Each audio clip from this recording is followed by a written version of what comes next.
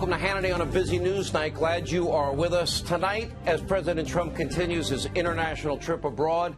Look at what's happening at home. America's economy has now become the envy of the world. Our economy firing on all cylinders. And for the first time in 75 years, we are energy independent and a net exporter of energy. Our unemployment rate is at its lowest point since 1969. In fact, we're now seeing record low unemployment for African Americans, Hispanic Americans, Asian Americans, women in the workforce, youth unemployment. That keeps kids like me when I was young out of trouble, 50-year low. And the people that unfairly suffered the most under the Obama-Biden economy, they are now the single biggest beneficiaries of Donald Trump's low taxes, lessening of burdensome regulation, and his America First agenda. Without a doubt, it is an amazing time to be an American, to be looking to advance your life, your career, your standard of living.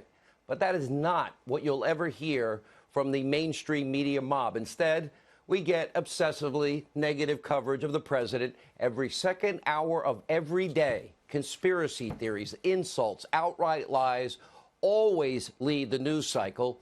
And for 2.5 years, the media has hysterically and breathlessly reported lies, a hoax surrounding Trump and Russia. So it is no surprise we have a brand new Pew Research poll that shows Americans now see fake news as a bigger problem than terrorism. That's their poll. According to Pew Research Center, this country is more worried about fake news than terrorism, so-called climate change, racism, sexism, even violent crime. This is a major political victory for President Trump. He has exposed the phony news industry for who they are. For the first time in history, an American president has successfully exposed an abusively biased, corrupt, agenda-driven press for who they really are, with two simple words: fake news. Now, Trump has branded the men and women who are actively working as an extension of the Democratic Party, all while pretending to be journalists. The branding is now permanently tattooed into these so-called news organizations, and they will forever be remembered, their lies, their conspiracy theories, by the American people. I don't think they can ever recover. And while Americans are now aware of the threat that is posed by fake information, by lies, conspiracy theories, you still have the rage-filled, Trump-hating media mob. They're just never going to slow down. You think they'll admit they're wrong, make corrections, try and adjust, adapt, and listen to the people they're supposed to serve? Don't count on it. Now, during the president's important trip to Europe, well, the fake news smear machine in full gear.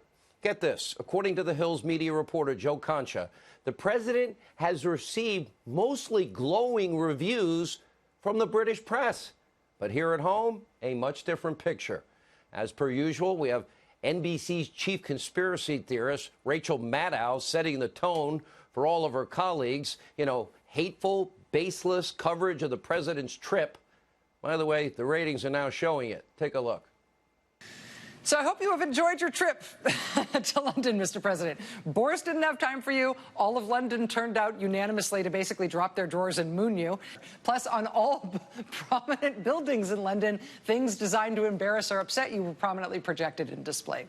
I think it's very difficult with Trump, though, because he is an egomaniac, and he sees all this as being about him. What's wrong with him?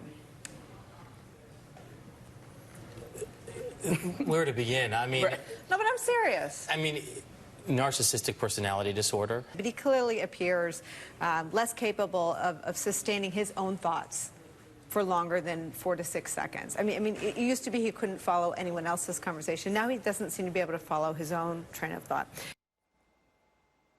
All right, now trust me, if Trump were to cure cancer, they would still hate him.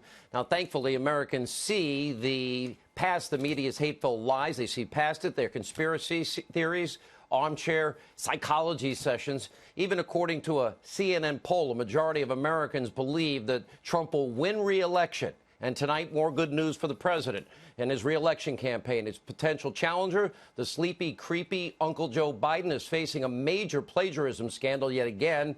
I'm going to address this in part 2 of my monologue tonight. First, joining us with more on his analysis of America's fake news epidemic, We have the Hill's Joe Concha. Joe, great column today, great comparison today. It's all accurate, and they seem to not be able to control this rage or psychosis. Yeah, and in this case, though, at least, Sean, you have another media, the British media in this case, that is quite a juxtaposition from what we're seeing in terms of U.S. media. You mentioned it before. Most of it has been not so much positive, but at least it's been objective in terms of the president's visit. It doesn't concentrate so much on the sizzle, but the steak. It concentrates on, for instance, we're talking about British media, the president's relationship with the Queen, his rapport with her. And television's a very powerful medium. It's a visual medium, and you saw the pictures and the optics coming out of there, and it was very good for the president. Almost anybody objective, at least, can say that. That same goes for his relationship with Theresa May and the press conference he held and so on. But what we saw here from the U.S. media, besides some of the sound bites you played from the opinion side, the punditry side, was this obsession with the Trump baby blimp. It was almost like watching the O.J. White Bronco in 1994 all over again. Every time you turned on cable news, it was like the Michael Avenatti of blimps. You turn it on, you couldn't get away from the blimp. And that's all that was basically being concentrated on. And then finally, the obsession with the protests. The protests when Donald Trump went to Britain in 2018 were infinitely bigger, considerably bigger than they were this time around. And even today, during D-Day, the 75th anniversary that occurs tomorrow, you still had protesters and coverage of those protesters on a day where, give it a rest for one day, guys, given the sacrifices that happened 75 years ago in France. Let me ask you this. I believe that the president has successfully exposed them in a way that nobody else really could, and it's branded. It's tattooed on their foreheads. I don't see their brands recovering. Do you? I think when the president leaves the stage, whenever that may be, whether that be in a year and a half or 6 years, that this would be like a lot like the 87 stock market crash, the 2008 financial crash in terms of ratings and clicks going away because many in the media, unfortunately, have made him the evil protagonist. And when you take him out of the picture, it's like taking J.R. Ewing off of Dallas. There's no more show. So, yeah, unfortunately, if they want to recover in terms of credibility, I'm not saying all publications or all news channels, but many of them. Most of them. A lot, sure. But I would argue 3 networks, 2 fake news cable channels, Post, the Washington Post, New York Times. Let's start there. True. I still wave my pom-poms for local media, which, you know what, that still has a lot of credibility because we never see opinion being inserted into your local newscast, for instance. You get the news, you get the weather, you get sports. Joe, it's interesting because every newsroom in America got the Trump-Russia collusion, conspiracy theory, hoax. They all fell for it. And they missed the biggest stories about abuse of power, corruption, rigging Hillary's investigation, the dirty dossier, the FISA applications, lying and a premeditated fraud on a FISA court. It's the, let's see, talk show hosts that do all of these things that exposed it. Well, look, the Mueller report and what that exposed in terms of there being no collusion between Trump associates and Russia, that was a death blow to this industry. I'm not saying all, again, but many in it. You played a clip of Rachel Maddow before. She had her lowest ratings last month in a very, very busy news month, lowest ratings since Trump's inauguration. CNN, you see, down double digits again last month on top of a 26% loss in audience the month before that. That was a watershed moment when that report and all the promises that we got from pundits and even anchors alike that there absolutely was collusion between Donald Trump and the Russians. And when that promise wasn't delivered, people simply have not come back because they don't trust the messenger anymore, Sean. Joe Concha, thank you from the Hill. Turning now.